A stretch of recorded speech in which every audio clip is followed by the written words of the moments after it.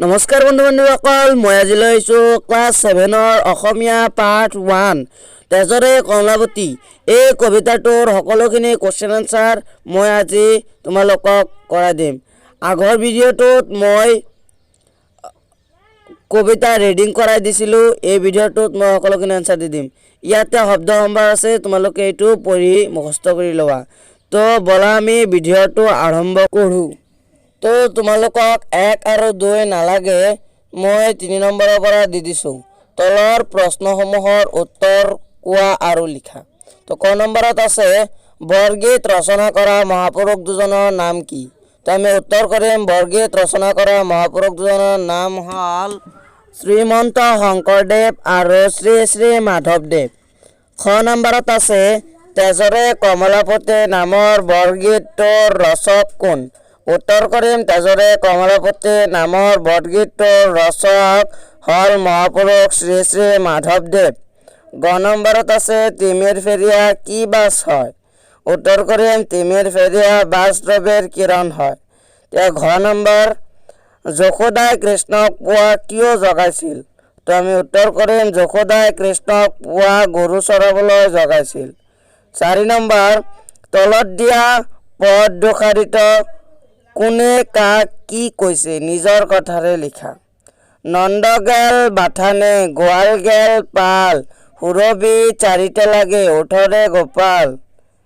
উত্তৰ এই কথাষাৰি যশোদাই পুৱা কৃষ্ণক কৈছিল যে কৃষ্ণ উঠা তোমাৰ পিতৃ গৰু খুটি লৈ গৈছে আৰু গৰখীয়াবোৰে গৰুলৈ জাকে জাকে চৰাবলৈ গৈছে। তোমাৰ সুৰবি গায়ক চৰাবলৈ যোৱা উঠা কৃষ্ণ। 5 নম্বৰ শব্দ সম্ভাৰ আৰু অভিধান চাই অৰ্থ লিখা। উত্তৰ কমলাপতি মানে বিষ্ণু বা ভগৱান, দুটা লিখিব পাৰিবা। তিমিৰ মানে এন্ধাৰ, ডাকে মানে মাতে, ব্ৰজবধূ মানে ব্ৰজধামৰ বোৱাৰী, হতপত্ৰ মানে পদুম, ভ্ৰমৰ মানে ভোমোৰা, ত্ৰিজগত মানে স্বৰ্গ মৰ্ত আৰু পাতাল। 6 নম্বৰ বৰগীতটোত প্ৰকাশ পোৱা প্ৰাকৃতিক দৃশ্যৰ এটি বৰ্ণনা দিয়া। উত্তৰ বৰগীতটোত প্ৰকাশ পোৱা ৰাতিপুৱাৰ এটি দৃশ্যৰ বৰ্ণনা কৰিছে য'ত মাকে কৃষ্ণক জগাবলৈ আহিছিল। 7 নম্বৰ তলৰ ছবিখন চোৱা আৰু তাত প্ৰকাশ পোৱা কথাখিনি কোৱা। মানে তোমালোকৰ কিতাপত এটা ছবি দিয়া আছে, সেইটো চাই তোমালোকক উত্তৰ কৰিবলৈ দিছে। তো আমি উত্তৰ কৰিম তলৰ ছবিখনত প্ৰকাশ পোৱা কথাখিনি হ'ল তাত ৰাতিপুৱাৰ এটি দৃশ্যই দাঙি ধৰিছে পুৱাৰ সূৰ্য ওলাইছে আৰু নদীৰ বুকুত ধুনীয়াকৈ পদুম ফুল ফুলি আছে আৰু চৰাই জাকে জাকে উৰিছে। তো এইটো ইমান নালাগে, তথাপি দি দিছোঁ, কৰি লোৱা। এতিয়া 8 নম্বৰ ক শব্দৰ আগত ত্ৰি শব্দ লগাই নতুন শব্দ গঠন কৰা আৰু অৰ্থ জানি লোৱা। তো আমি উত্তৰ কৰিম জগত, জগতত ত্ৰি লগালে ত্ৰিজগত হয়। শূল ত্ৰিশূল, ভোজ ত্ৰিভুজ, কোণ ত্ৰিকোণ, কাল ত্ৰিকাল, নয়ন ত্ৰিনয়ন। এতিয়া খ নম্বৰত আছে তলত দিয়া শব্দবোৰৰ আগত বি পূৰ্বসৰ্গ লগ লগাই সেইবোৰেৰে অৰ্থ প্ৰকাশক একোটা বাক্য ৰচনা কৰা।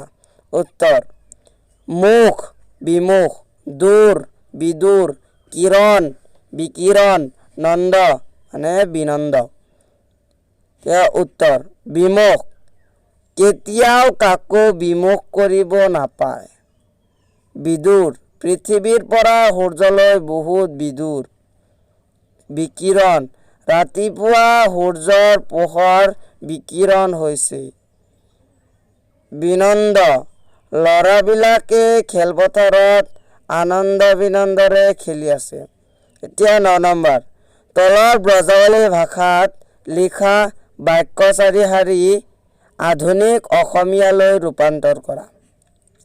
তো ইয়াতে কেইটামান বাক্য দিয়া আছে, সেইটো আধুনিক অসমীয়া ভাষাত ৰূপান্তৰ কৰিবলৈ কৈছে তো ৰয়নী বিদুৰ দিক দৱলী ভৰণ উত্তৰ ৰাতি গৈ ৰাতিপুৱা হৈছে খ নম্বৰ শতপত্ৰ বিকশিত ভ্ৰমৰ উৰাই উত্তৰ পদুম ফুলি তাত ভোমোৰা উৰিছে গ নম্বৰ দাম সুদাম ডাকেতেৰি লয়া নাম উত্তৰ দাম আৰু সুদাম তোমাৰ নাম লৈছে ঘ নম্বৰ ক্ষীৰ লৱণ লয়া শিঙা বেদ বেনু উত্তৰ ক্ষীৰ লৱণ লোৱা আৰু গৰু চৰাবলৈ যোৱা এতিয়া 10 নম্বৰ আছে এটা শব্দত প্ৰকাশ কৰা উত্তৰ গৰু বন্ধা ঠাই গোহালি যিজন সকলোৰে মাজত প্ৰিয় জনপ্ৰিয় যিয়ে ৰাতি নেদেখে কুকুৰিকণা যাক সহজে লাভ কৰিব নোৱাৰে দুৰ্লভ যিজনে সকলো জানে জ্ঞানী যিজনে বিষ্ণুক উপাসনা কৰে বৈষ্ণৱ Thanks for watching my videos. Bye bye. Jai Akham.